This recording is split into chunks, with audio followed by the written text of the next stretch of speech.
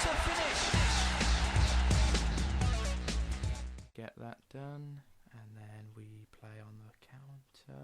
And oh, aha. Hello. I don't know who you are. You called me, mate. Just to point I don't know what you want. I don't want. Again, If you you're called me. looking for ransom, I can tell you I don't have money. But what I do have are a very particular set of skills. You suddenly need a Skills lozenge. I've acquired over a very long career. Skills that make me a nightmare for people like you.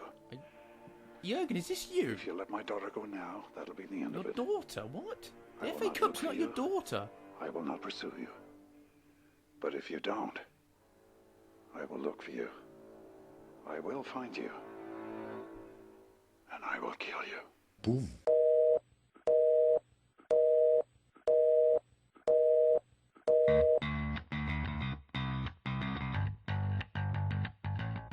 Ladies and gentlemen, we've just won a cup! Yay! It's only the Tin Pot Cup. A little friendly competition. What I love is it says Derby celebrate the double. Oh, UFM, taking these cups so seriously. But anyway, ladies and gentlemen, we've got a lot to get through. And looking at the starting, so you're thinking, Jordan, you've got new kids. They are beautiful. Maybe. You might think they're ugly. And I thought, I'm going to jazz it up a bit. I'm not snapping my fingers and Jazz is coming back. It's like the Skittles man. You've seen the Skittles man, he touches something, turns to Skittles. My question for the Skittles man is, what if he jacked off? Would he turn to Skittles? Or is he just free to just jerk at it all day? That's the type of question I ask. Also, you will have also noticed that we've got Villa Park as our stadium because the iPro is under construction because we're making it bigger so more people can come and watch us kick a ball around, and it's going to be wonderful. But it means we have to go to Yam Yam territory and go to Aston, and particularly Aston Villa, and particularly Villa Park in Birmingham. I've already started adopting the accent. That's how bad it is. Also lovely and nice is Dwight Hotman is in the under-21s championship dream team. Means he's had a good competition. And I didn't mean to click on it, but I forgot it would take me to the stats page. 20 finishing. Oh. But seriously, like, what a kid. How has he got on in the Euros? Is it like, oh, tell me here, when it's season stat, Euro championship, 2 goals. Not that impressive. Remaining on the topic of Dwight Hotman, though, I want to quickly put his stats side by side so you can see a bit of development since we first signed him. So on the left is when we first signed him, 17 years of age from FC Groningen, £9 million. And here he is today on the right. And holy shit, has he improved. Like, he's got physically better. His finishing is improved by 1, but it's still an improvement. And he just looks... I just think, like, it just because he is such I think a key aspect of our team now. He is well and truly a first-team player. And he's probably one of the regens that this series is going to base itself around. Like, something that I enjoyed with Beware the Bees, if you did watch that series of mine. If not, don't go back and watch it. It was fucking terrible, to be honest. Looking back, I'd cringe all the time. But... it was based very much on a player called Remco Koch. What a name. But he, like, grew with the side, became the key player. One of the best midfielders in the world, in fact. And I think this guy is going to be the one that grows with the series. And I absolutely adore him. Cannot wait to see what happens in the future. Hopefully you're excited as well. And if you want to see more sort of player development stuff, then make sure you let me know. Comments below. That's always the place. You want any... like, I can't stress it enough. You guys... influence a series more than you think. Like, if you suggest something, I will probably do it. I can't guarantee, but I certainly will try to, and will certainly consider it. We've got a little issue. Gabriel Paulista wants to join AC Milan and those folks over at the director's debacle. I don't know why, because Lee's ginger. Oh no, he didn't. Oh no, he didn't just say, oh no, he's in. Yes, he did. But we need to look for a replacement, so we're going to quickly do the norm: heading, marking, tackling.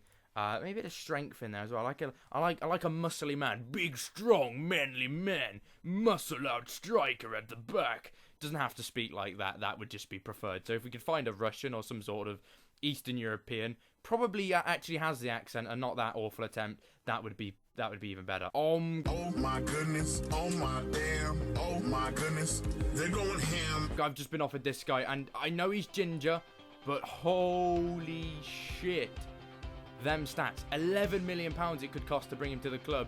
And if we just put a paper bag over his head, I think we'll be fine. I think we're going to have some negotiations. Live negotiations! You heard it here first. let's see what we can do. I mean, 10 million straight away. They only want 12. Let's see if we can do 10 up front with some monthly installments for the next 2 years of £1.5 million. That negotiation genius. Interesting. Richario Zivkovic targeted by Manchester City, who are managed by Jurgen Klopp. Now, what this means is, not only is this a man who tried to kill me in the intro, well, he said he was gonna kill me. Maybe this is what he meant. Maybe he was gonna steal Zivkovic, and that was gonna kill the team. Oh my God! No! No! No! No! No! No! No! I just clicked I accepted the offer, and I just did the sort of Muppet shake. Oh my! Oh. Idiot! So I thought I'd update you on a little bit of player development, which is something I don't tend to do that often. But Rob Hernandez, another one of these regens that super goddamn excites me. Brought him in from LA Galaxy on the cheap, and he's actually good for the Prem. Shit. But you're thinking, okay, John, where's the development going on here? Well, let me show you, Mr. Impatient Man. Well, we're going to training. We're actually training him to play right wing back. And I know you're thinking, that is so dumb, but we've currently got highlighted his stats for the right wing back role. He's quick, he can cross quite well, he's good at tackling, he's got the marking, he's got the work rate to go up and down that pitch quite a lot, he's got the stamina as well. So I feel like if we can train him to play there, even if it's not that well, even if we can just have him so he can fill there just if we need cover, what an option he could be. Because those stats, when highlighted, it shows that, you know, he can play there. Holy shit, it excites me so much. So, a little bit of backroom training stuff. We don't really do this more often. I think we should. I like it. It's like a date. It's not a date. It's not a date at all. It's nothing like a date. I've never been on a date.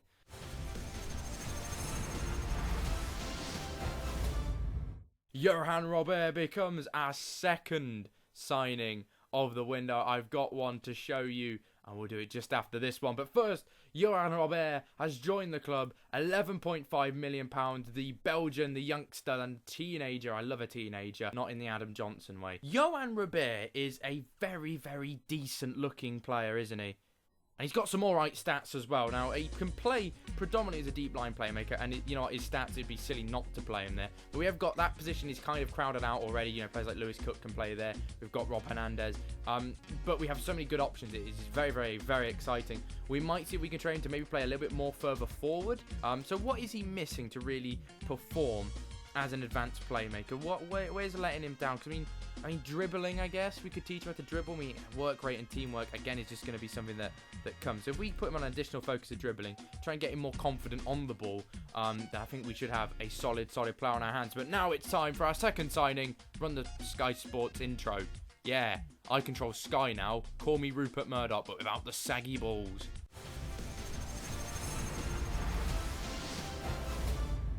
Yes, you are currently seeing just a black screen and my face because, drum roll please, our newest signing is Pione Bloody Sisto. I love this man. The Sisto Disco has come to Derby. What a player we've got on our hands. And you know what? When you see the details regarding the transfer, you're going to be very, very, very excited. Because he's joined from Tottenham for £5.5 million. He hasn't exactly set the Premier League alight since his move from Midtjylland. But I feel that we've got just a player with those stats. Look at them stats. What a player he could be. He's got the crossing, he's got the dribbling. He's so physically good. And his technique is superb. He can play on the right preferably, which means Bruno will transition to the left. But we could put him on the left if needs be playing maybe as an inside forward. He's got 12 finishing, so not too bad. Just great options this man brings, and he's got a fantastic name, Pione. Wonder what that sounds like. Also, Sisto Disco, Deanie Mac, eat your heart out. You know what, Gabriel? We've had a bit of a turbulent relationship since you signed and pissed off to Turkey. And then randomly, like 8 months later, I said, hey, you can play for us now, come back. I'll miss you. You've been a key part to this team. Goodbye, my friend.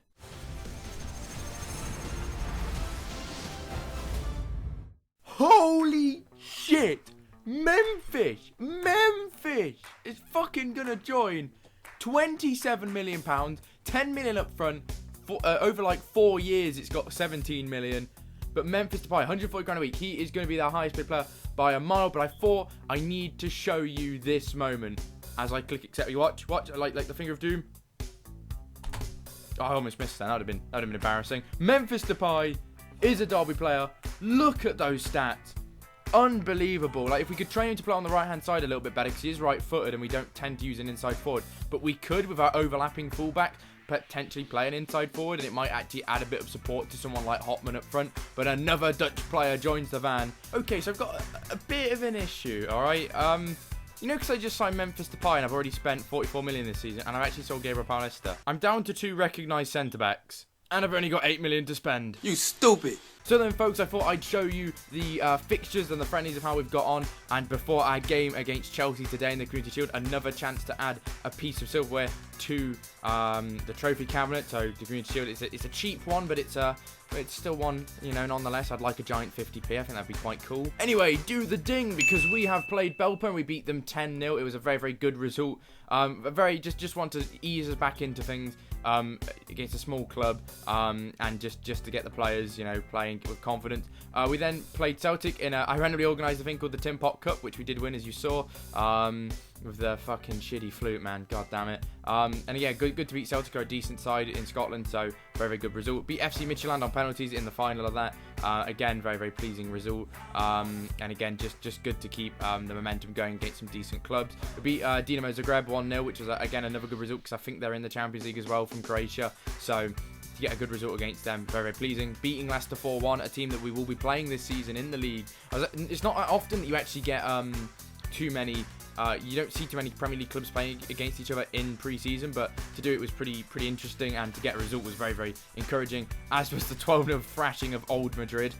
What a name. And yeah, Pione Sisto on fire, 5 goals in that game. Depay got 1, Hughes got 2, Hotman. Again, just to get our players scoring and to get loads of confidence, as was in the Burton game. Very, very pleasing. So to win all our friendlies is awesome. Going into Chelsea, we should be confident and ready to win. So here's how the teams line up then. We line up with the signature 4-1-2-2-1, which is becoming a bit of a tradition now. With a bench of Valentin Kojakaru, James Bree, Lewis Cook, George Fawn, Johan Robert, Pione Sisto and Richario Zivkovic. And a starting lineup then. The back line, Jack Butland, Cyrus Christie, Reece Oxford, Emmanuel Mana and Andy Robertson. A midfield three of Rob Hernandez, Yannick Gerhardt and Will Hughes. An attacking three of Bruma, Memphis Depay and Dwight Hotman. They, though, line up with a bench of Dostal Willie Orban against his former club. I love you, Willie. Honk, honk. Nathan, Sina Berahino, William, Nelson Tomato and Pedro. If you don't get the honk honk thing, you've clearly not seen the Tinder video. Starting line, which is an incredible lineup. They have a very, very, very strong team. They are league champions after all going into this game. Thibaut Courtois, Mario Fernandes, Kurt Zuma, Laporte and Azpilicueta. And it's a midfield 2 of Cesc Fabregas and Nemanja Matic. Weirdly, Fabregas deeper than Matic. That's pretty interesting. An attacking midfield 3, though, of Juan Cuadrado, Oscar, Eden Hazard. And up front is the cunt himself, Diego Costa. But here we go then. First trophy of the season, first game of the season. This could be Hughes. It could be Hughes. It could be huge. And Hughes had the ball. I got my words mixed up. My bad. But here's a chance. Christie well intercepted.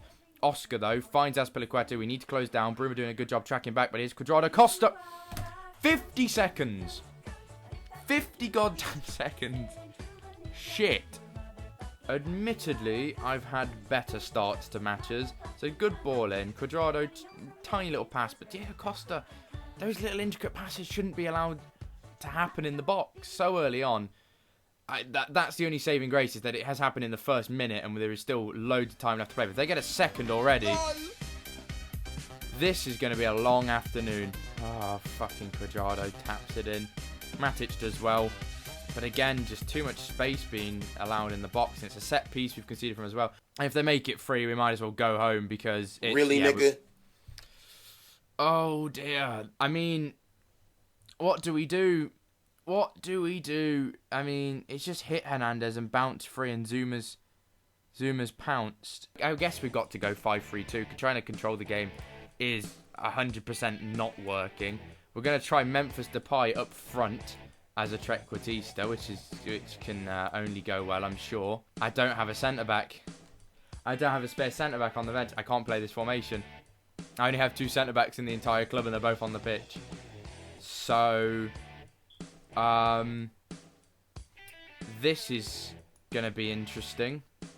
James Breon for his first ever appearance for the club. Cyrus Christie at centre-back.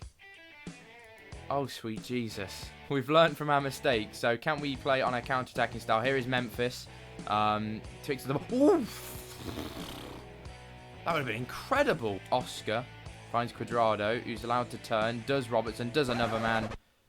That is a fucking worldie of a goal. I mean, to beat two men, he beat Mamana and Robertson, two of our better senior players, with ease there. Done one, done two, uses his pace, slots past Jack Butland. Oh God, look how much observation there is. Holy shit. Rob Hernandez, 5.9! 5.9! Holy shit, it's a bad day at the office. I would not be surprised if half of Wembley is empty because our fans have just gone home. I wouldn't go home. I'd go like 80 minutes probably. I'd probably leave if we were 4-0 down. Because stranger things have happened and we need to... It's not going to happen. So this is what we are doing then. In fact, I'm going to change Memphis Depay to an inside forward on attack. We're going to give him freedom to have a go. Sisto's come on just to give him a debut. And George Fawn is going to sit in the hole. And obviously Cyrus Christie has gone off. We're going to hope that maybe we can get something this way. But just because it fits what we've got left in our team. If we can have at least win the second half. If we can score, if we win it 1-0. If we just have some sort of reaction, then I'll be happy. But... We lost the game so early on, and it was just really disappointing. As Eden Hazard, though, if we concede, as soon as I say if we can win the second half, that would be, again, very, very embarrassing. I mean, I've been pulling this face for like 20 minutes of the game because nothing's happened. I mean, they say a picture can say 1,000 words. What can a video of a man frowning and looking very annoyed say? Here's Berahino, it's fucking 5.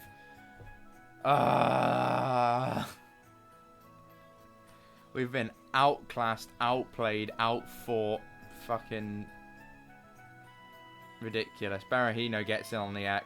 86th minute. It was game over anyway, but it's not the best way to start your first competitive game of the season, is it? 5-0 loss. I mean, what a bad time to debut the new kits as well, isn't it? I just saw it at the bottom right. Oh dear. Not good. Not good. 5-0 defeat. Luckily, it doesn't really matter. Like, I mean, it's nice to win the Community Shield, but it's like, it's one game. You know, it's not that impressive. So, yeah. Not the best. It's just a big shit stain on a really good start to the season, isn't it? But hopefully, if we can beat Everton, all shall be forgotten. And in the next episode, we have a massive game. First home game of the season. There'll be more transfer updates, so keep an eye out for that. But anyway, thank you for watching. Hopefully you've enjoyed. If you have, make sure you leave a like and make sure you subscribe. We're so close to 800. If we could hit that soon, that would be insane. And again, just thank you for your support. This series has been a blast to make, other than this episode, because this episode can suck the fattest of chodes. But anyway, thanks for watching. See you later. Bye-bye. I'm doing the Foxy thing again. No, I'm doing my own egg. Bye. Bye. There you go. I like that one.